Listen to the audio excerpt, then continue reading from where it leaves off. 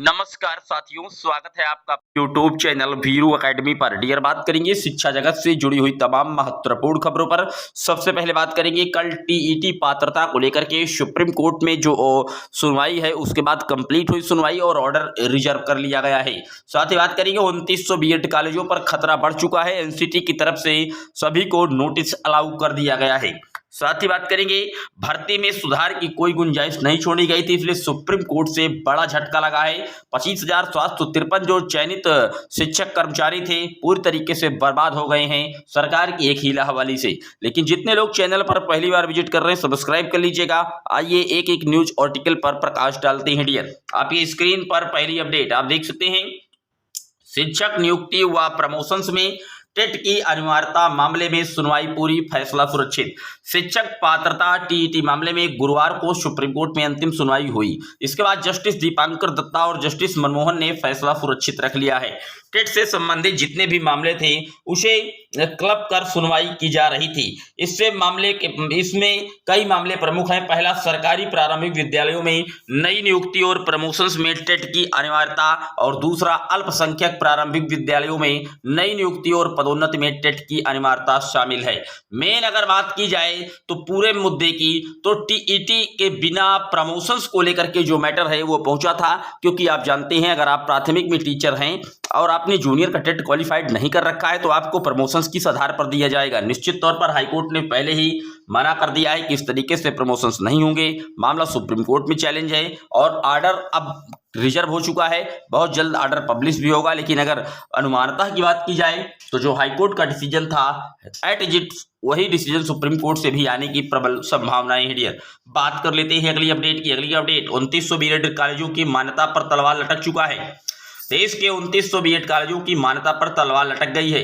National council for teacher education NCT ने कॉलेजों को छात्र शिक्षक अनुपात, शिक्षकों की संख्या, पैन आधार, वेतन जैसी जानकारियां न देने के कारण बताओ नोटिस जारी कर दिया है। इन कॉलेजों को 15 दिन में जवाब देना है, वरना इनकी जो मान्यताएं हैं वो बंद कर दी जाएंगी। क्योंकि आपने अगर बीएड की मान्यता ले ली और फिर आप कितने टीचर्स हैं, कितने छात्रों के नामांकन है, ये सारा डाटा आपको अब कहीं ना कहीं सेंड करना होगा। अगर आपने इन सारे डाटा को सबमिट नहीं किया सही तरीके से तो आपकी जो मान्यता है वो पूरी तरीके से कैंसिल हो सकती है।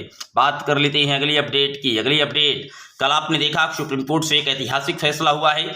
पश्चिम बंगाल में 25,753 शिक्षक और अन्य कर्मियों की नियुक्ति की पूरी प्रक्रिया निरस्त कर दिया गया।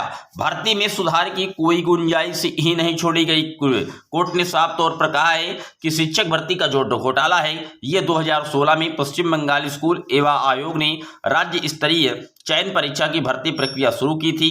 2024 में हाईकोर्ट ने सरकारी स्कूलों में 25,753 शिक्षकों और गैर शिक्षण कर्मचारियों की नियुक्ति को रद्द कर दिया था। यहाँ पर आप देख सकते हैं ममता बनर्जी कह रहे हैं कि फैसला स्वीकार नहीं लेकिन पालन करेंगे।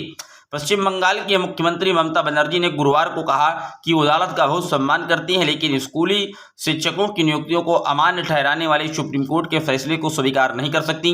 ममता ने एक संवाददाता सम्मेलन को संबोधित करते हुए कहा कि मैं न्यायपालिका का बहुत सम्मान करती हूं, लेकिन मानवीय दृष्टिकोण में से फैसले को स्वीकार नहीं कर सकती, लेकिन पालन करेंगे। देखिए डियर, जब गलती की गई है तो हाईकोर्ट ने ऑलरेडी पहले ही भर्ती प्रक्रिया को पूरी तरीके से रद्द करने का आदेश दिया था, लेकिन मामले को चूंकि गलती सरकार की थी तो राज्य सरकार ने मजबूत पैरवी के लिए मामले को सुप्रीम कोर्ट में घसीटा था और सुप्रीम कोर्ट से भी आखिरकार अंततः पूरी भर्ती प्रक्रिया को रद्द कर दिया गया। और इस भर्ती प्रक्रिया के बाद कहीं ना कहीं आप देख सकते हैं नौकरी के बदले नकद पैसे लेने का मामला था, यानी कि पैसे दे करके वहां पर जो नौकरी है वो बांटी गई थी।